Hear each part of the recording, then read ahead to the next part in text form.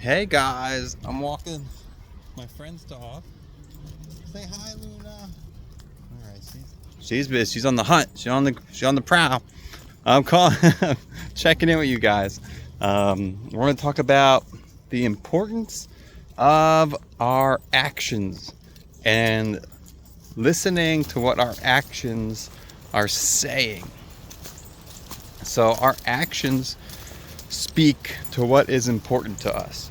We take actions based on our thoughts and our beliefs, and oftentimes our actions are being taken by the surface, kind of the more surface level belief system, based on more reactionary kind of belief system, and not from that inner truth voice of our inner knowing or our values and virtues.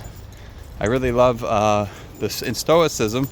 They talked about living your life in accordance with your virtues, and they had a list of 4 that they thought was most important, and don't remember them specific off the top of my head. Something like self-mastery, justice, love, courage, something like that. And no, keep coming. We're gonna keep walking. Yeah, a little bit more. And they just, every action you take, you want to make sure that you're kind of in accordance with those virtues. And then sometimes, they don't perfectly overlap each other. Sometimes there's a little bit of contradiction going on. But you just do your best.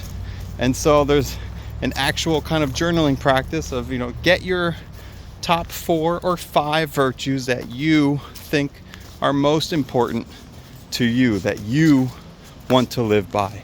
And in positive psychology, they showed like the ones that were the most impactful, the ones that the happiest people in like a 40-year study of several thousand people showed was zest being the most important for happiness. And zest is being that kind of energy that comes from motivation, where you're able to wake up and then go. You're able to wake up and then keep moving and get things kind of started, where you have that zestful energy. And then the next was between gratitude and hope, where you had, you were grateful, you were appreciative for life and for people and for things, and you didn't take it for granted, and you had hope. And here, hope means like basically belief in yourself to be able to make things better, that things will become better, and that you have the power to make that happen as well. Not just faith in some outside sources, outside intervention, but from your own power, things can get better. So that's zest, gratitude, hope, and love. Everything is love. And personally, it didn't show up in the studies, but my personal knowing is love is number 1, 100%. Love yourself, love others, and your life will be good. This is so hard. Why is it so hard to love ourselves, man? It's always like the most difficult thing when I speak with people. But those who have it, know it. And so living according to your virtues, and look at your actions and see if they are in alignment with those virtues, with what you want to live by. And I know so often there are decisions being made, and so I'll speak of my own experience with my friends, and specifically my dad, where, and like a lot of people in the Western grind, they put their job as kind of above everything else. And so I wanted to go, like I'm visiting home, I'm visiting my parents for like a couple months, and I was like, hey Dad, let's go on like a road trip. Let's take like 2 weeks off and just like, let's hang out, because pretty soon I won't have all this free time. I'm gonna start being busy. And he's like, yeah, I mean, I'd love to, but you know, I can't really do that. I can't take off that much time from work, and you know, work, man, I gotta be at work. And so like this action, and you know, there's always nuances to everything, but this action is saying work is more important than my son. And you know, yeah, if I didn't have work, I'd love to hang out with you. Okay, so work is more important than my son. That's what the action says. Now if you ask my dad, there's no way in heck he would tell you that was true.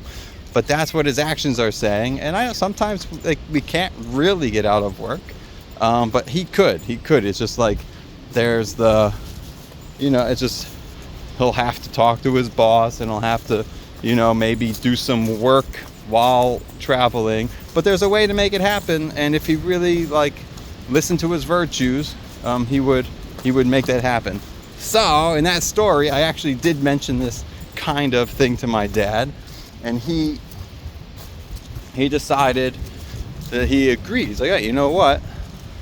Yeah, I do prefer to spend time with my son than I do to spend time at work. And this is a limited opportunity, and I can make the effort. I can, you know, take on whatever perceived difficulties or challenges that are present to make that happen. I can take those on, and I can do the thing that is more in alignment with my value system, with my virtues.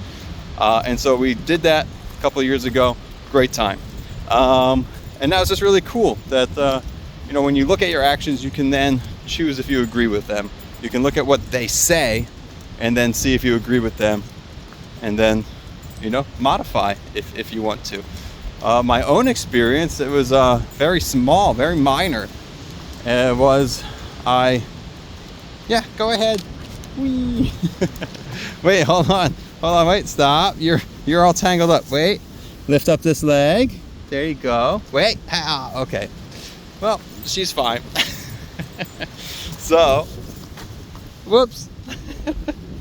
Hey, what are you doing? Okay, she's not fine. Hold on. Here, get this out of here. Ready? Lift up this leg. There you go. Ready? Go ahead. Lift up this leg. There you go. Ah, she's all happy now. Okay.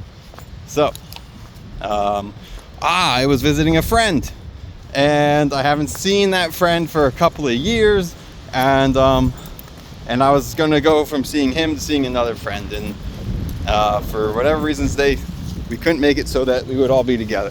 So I had to see them both separately, and I'm hanging out at his house, and it gets to a point where it was like, you know, time for me to go, and he was like, hey, why don't you stay a little longer? Because he was initially the one who set that time, and I was like, you know, but there's traffic and yada yada, and so then I left. I got into my car, and then I started driving, and as I was in the car, I was like, wait a second, I just said avoiding traffic was more important than spending time with my longtime friend who I haven't seen in forever, and who knows when I'll see again. I don't agree with that. That is not my value system. But that's what my actions said. And so I called him and apologized. I was like, ooh, I just realized what just happened, and I didn't mean that, and I'm sorry, but it's too late to change the decision. But I, you know, altered my future choice making based on that experience. So acknowledge your actions. Look at what they say, and then see how that compares to your own virtues and value system that you wish to live by. Have a wonderful day, a wonderful week. Lots of love and big hugs. Namaste.